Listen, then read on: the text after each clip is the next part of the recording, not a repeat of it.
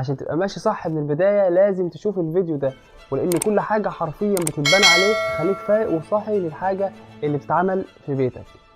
يلا بينا.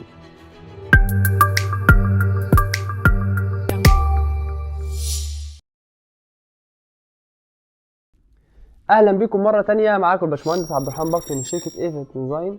فكرة القناة ببساطة اخطاء في التشطيب بقول لك خلي بالك منها، وافكار جديدة بقول لك اعملها وتعملها ازاي.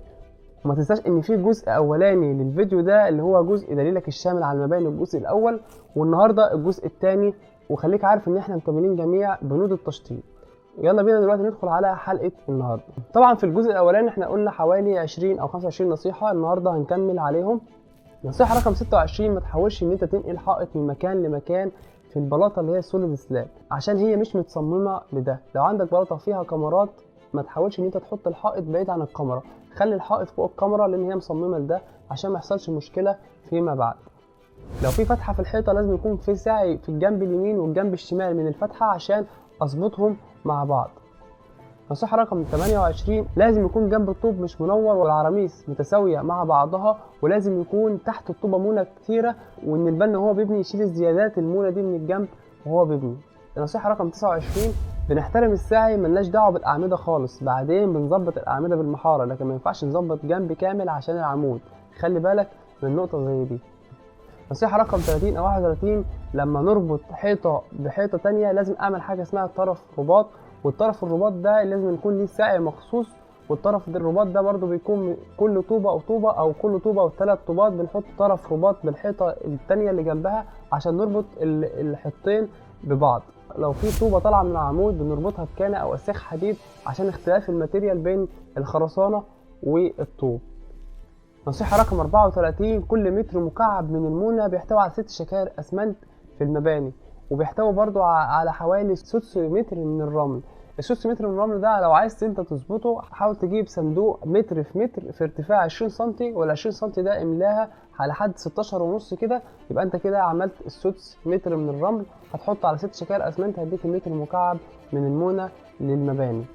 نصيحة رقم 35: استخدم الرملة الحرشة مش الحمراء اللي فيها طفلة عشان بعد كده ما تتفاعلش مع المية. نصيحة رقم 36: آخر ارتفاع ليك مباني في اليوم حاول يكون 1.5 متر، ما تبنيش أكتر من كده في اليوم عشان المباني بتكون طرية. ملحوظة أو خطأ رقم 38: الأعتاب بتكون على ارتفاع 2.20 متر، والجلسات بتكون على ارتفاع 1.20 متر، إلا في حالات مختلفة على حسب المواصفات لو أنت مهندس، إنما ده الطبيعي اللي الناس كلها بتمشي عليه. وكمان ما تنساش ان العتبة بتكون محملة 10 سم يمين و10 سم شمال عشان تتشال على المباني اللي جنبها. وبرضو ملحوظة رقم 38 او 39: العتب بيجي جاهز بيتعلق على طول، ولو مش موجود في المكان اللي انت فيه ممكن تصبه في الموقع عادي جدا عن طريق ان انت هتجيب سيخين حديد وتحطهم وسط مونة خرسانية. وما تنساش تحط رمل تحت المونة او تحت الخرسانة اللي انت هتصبها للعتب عشان لما تيجي تشيل العتبة بعد كده تتشال معاك وما تلزقش في الارضية. وبرضو خلي بالك ساعات انت بتعمل اعتاب كبيره اكتر من متر او 1.20 متر او 2 متر، ده بتعملها بتصبها صب على الباب نفسه او على الفتحه نفسها. وخلي بالك العتبه الكبيره دي لازم تبقى 40 ل 50 سم في كل جنب محمله عشان هتكون تقيله جدا ولازم تتشال على 40 او 50 سم. نصيحه او ملحوظه رقم 40: اي قرش بيكون ليه فرماجي مخصوص وفورمه مخصوصه بتركب عليها، الا في حالات لو حاجات صغيره كده ممكن انت تعملها عن طريق انك تحط الطوبه واقفه وانك تسند الشكل اللي انت عايزه عن طريق الطوب الاساسي وتفصل بينهم برمل مبلول. هو الموضوع صعب شويه ولكن لو الكلام ده ركزت فيه هتعرف تعمله.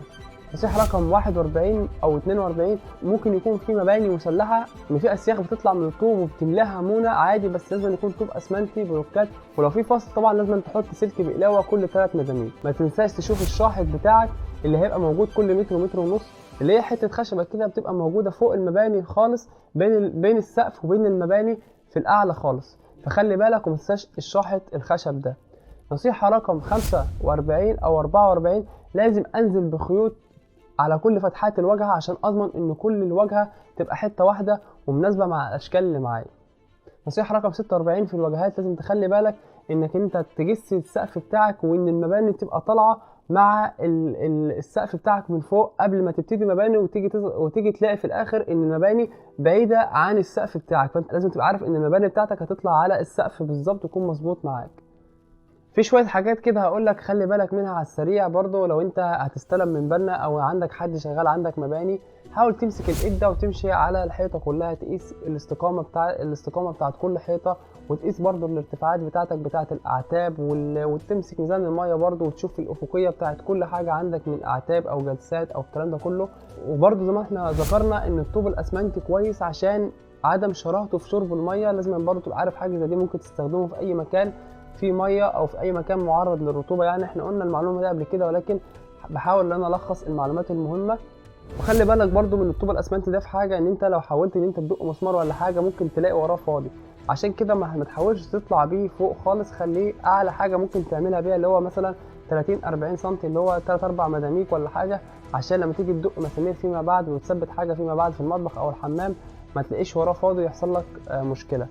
في نوع من انواع الطوب برضو اسمه طوب خفافي كده، بيكون خفيف لبعض الاستخدامات. وفي طوب تاني برضو اسمه طوب البلوك الابيض، ده بنستخدمه في المناطق الساحليه عشان بيبقى تقيل وما بنعرفش نطلع بيه ادوار عاليه، فبنستخدمه في المناطق الساحليه اللي هو دور دورين بس مش اكتر. وممكن تستخدم الطوب البلوك ده ان هو يبقى حوائط حامله لاي حاجه برضو تبني عليها فيما بعد.